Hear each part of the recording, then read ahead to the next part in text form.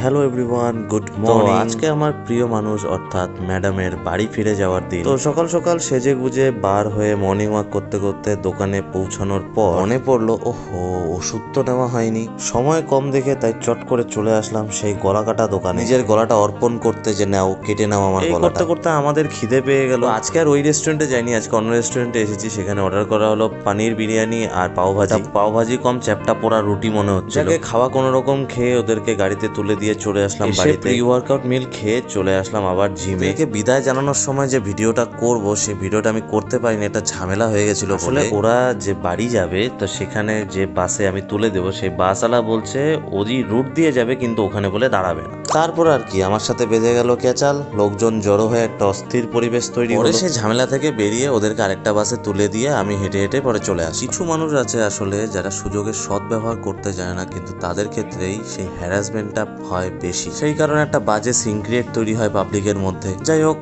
যা ঘটলো আজকে সারাদিনে সবটাই শেয়ার করলাম তোমাদের সাথে। সবকিছু পেট থেকে বার করে দিলাম, তাই খিদে প্রচন্ড পেয়ে গেল। ফটাফট বাড়ি চলে এসে পোস্ট ওয়ার্কআউট মিল নিয়ে এখন রাতের ঘুম।